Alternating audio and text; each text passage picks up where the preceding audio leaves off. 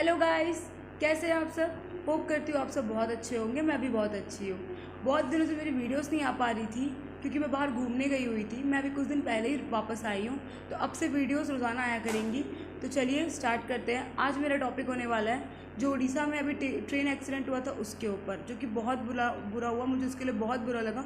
आइए स्टार्ट करते हैं। डेडली ट्रेन एक्सीडेंट हुआ जहां 1000 से ज्यादा लोग घायल हुए और 200 से ज्यादा लोग मारे गए।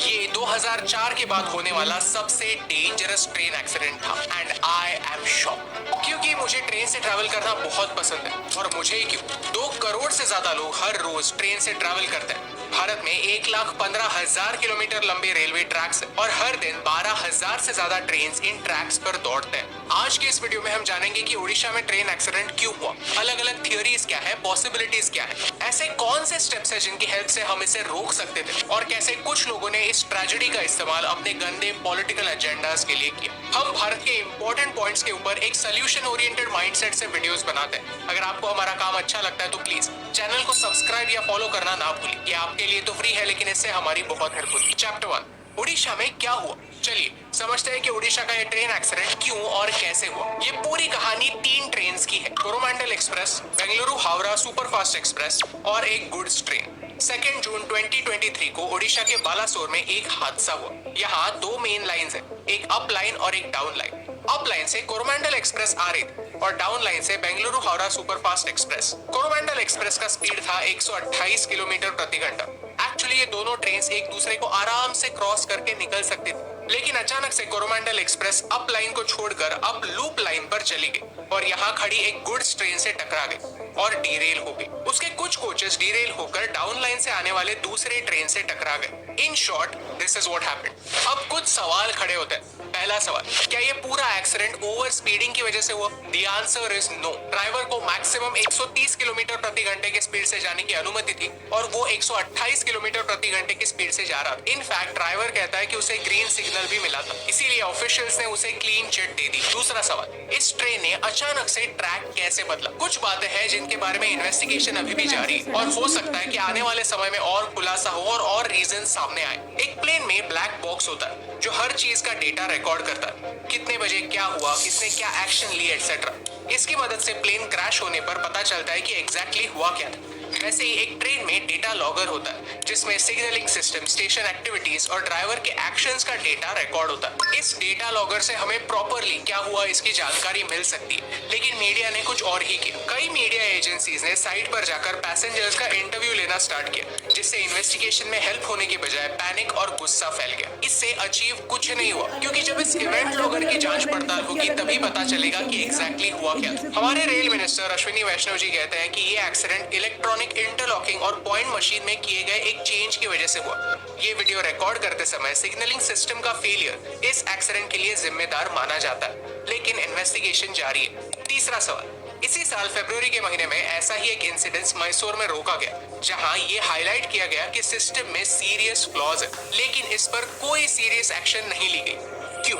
चैप्टर 2, लोगों का रिएक्शन। जब भी भारत में कोई दुर्घटना होती है तो अजीबोगरीब रिएक्शन सामने आता है। कुछ लोग हैं जो इस पूरे इंसिडेंट को एक कम्युनल एंगल देना चाहते हैं। लोगों ने ट्विटर पर ये पोस्ट करना स्टार्ट किया कि ये एक्सीडेंट एक फ्राइडे को हुआ और ड्रोन फुटेज शेयर करके कहा कि आसपास में दिखने वाला ये स्ट्रक्चर एक मॉस्क हो सकता है, लेकिन असल में ये इस्कॉन टेम्पल है। एट द सेम टाइम कुछ पॉलिटिशियंस ने इस पूरे इंसिडेंट का पॉलिटिकल फायदा लेने की भी कोशिश की। फोकस सिर्फ गलती एग्जैक्टली किस पार्टी की है इस पर हो रहा था, ना कि हमारे सिस्टम में क्या बदलाव होने की जरूरत है इस पर। और ये भारत के लिए काफी खराब न्यूज है। इस मामले की जांच सीबीआई के द्वारा होने वाली है और इससे पहले भी जब ज्ञानेश्वरी एक्सप्रेस की दुर्घटना हुई थी तब सीबीआई ने ही इसकी जांच की थी। कुछ पॉलिटिकल पार्टी सीबीआई को इन्वॉल्व करने की अगेंस्ट है। लॉजिक मेरी समझ के बाहर है। अगर आपको लॉजिक पता चलता है तो फिर हमें कमेंट्स पे जरूर बताइए। उड़ीसा पुलिस ने लोगों को एक सख्त वार्निंग दी है कि जो भी इस इंसिडेंट के बारे में सोशल मीडिया पर अफवाहें फैलाने की कोशिश करेगा उस पर सख्त कार्रवाई होगी। तो मेरी हमारे फॉलोअर्स से और हमारे दोस्तों से ये रिक्वेस्ट है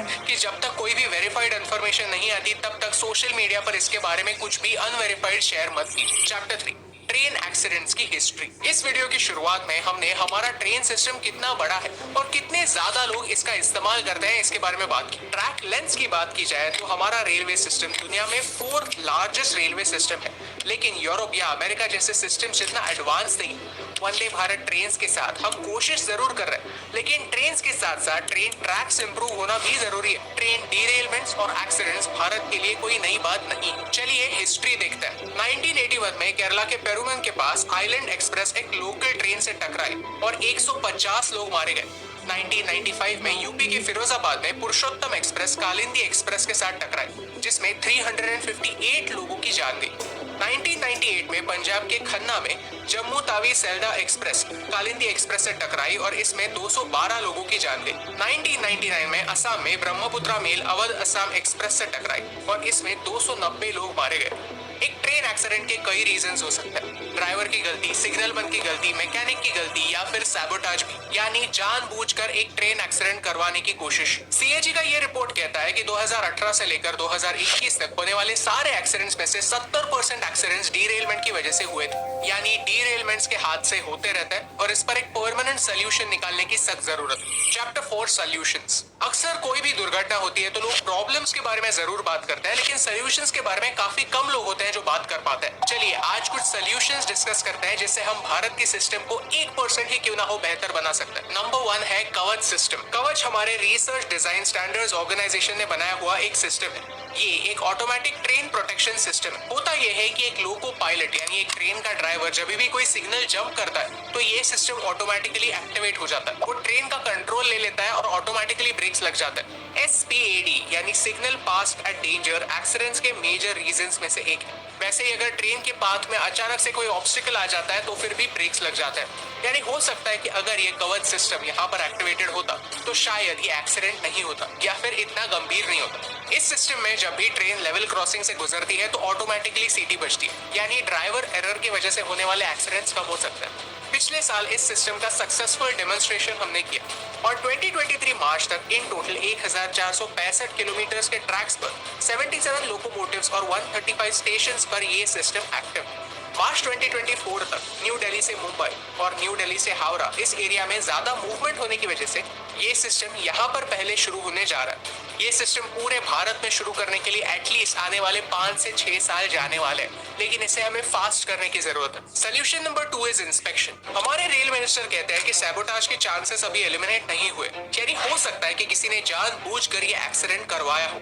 इसीलिए इस इन्वेस्टिगेशन में CBI इन्वॉल्व होने वाली है। 2010 में ज्ञानेश्वरी एक्सप्रेस ऐसे ही डिरेल हुई थी जिसमें 148 लोग मारे गए थे। इसमें माओइस्ट लोगों का हाथ पाया गया था। ऐसे इंसिडेंसेस अवॉइड करने के लिए सख्त स्टेप्स लेने ही होंगे। CCTV cameras, drones, infrared sensors, radar और लाइडार सिस्टम्स की मदद से ट्रैक्स के साथ होने वाली टैंपरिंग डिटेक्ट की जा सकती है। सोल्यूशन नंबर 3, हमारी रेलवे सिस्टम ओवरबर्डन्ड है और ट्रैक्स रिपेयर्स के लिए, मेंटेनेंस के लिए टाइम नहीं मिलता। ये एक रियलिटी है, इसे सुलझाने की कोशिश होनी चाहिए। लेटेस्ट टेक्नोलॉजी का इस्तेमाल करके, हमारी सिग्नलिंग सिस्टम को इम्प्रूव करके देश की लाइफलाइन माने जाने वाले इन ट्रेन्स को हम बेहतर बना सकते हैं, पूरे भारतवासियों के लिए और सेफ बना सकते हैं। CAG का रिपोर्ट कहता है कि ट्रैक्स के रिन्यूअल्स के लिए जितने फंड्स एलोकेट होते हैं वो यूज ही नहीं होते।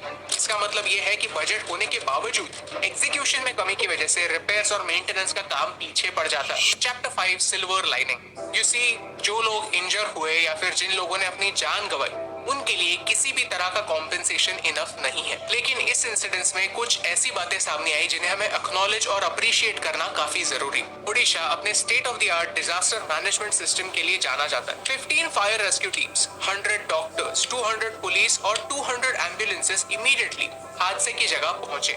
लोकल बस ऑपरेटर्स ने भी इंजर्ड लोगों को हॉस्पिटल्स तक पहुंचाने में हेल्प। सिर्फ 12 घंटों में 500 से ज्यादा ब्लड डोनर्स सामने आए। एक समय ऐसा भी आया कि ब्लड बैंक से वॉलंटियर्स को घर भेजा क्योंकि उनके पास सफिशिएंट ब्लड जमा हो गया था। इन ब्लड डोनर्स में कई महिलाएं भी शामिल थी। मदद करने के लिए कई कंपनीज भी सामने आई। अदानी, जिन बच्चों ने अपने पेरेंट्स को इस एक्सीडेंट में खोया, उनके लिए फ्री एजुकेशन प्रॉमिस किया। रिलायंस ग्रुप ने इन सारे विक्टिम्स के लिए एक 10 पॉइंट प्रोग्राम लॉन्च किया। जो एम्बुलेंसेस इमरजेंसी सेवा में लगे थे उनके लिए रिलायंस ग्रुप ने फ्री में फ्यूल प्रोवाइड किया।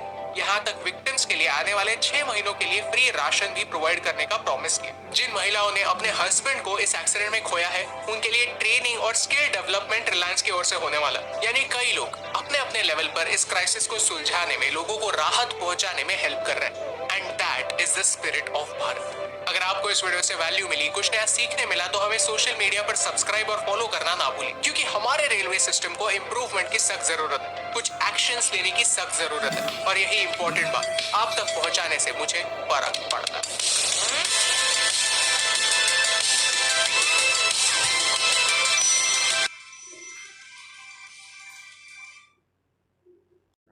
सो गाइस, ये जब मैंने एक्सीडेंट के बारे में सुना मुझे बहुत बुरा लगा। इतने सारे लोग उसमें ख़त्म हो गए, इतने सारे लोग इंजर्ड हो गए, कितनों के घर में भाई किसी के पापा, किसी की मम्मी, किसी के दादा दादी, कितने लोगों की जान चली गई। बहुत दुख हुआ ये सब सुन के।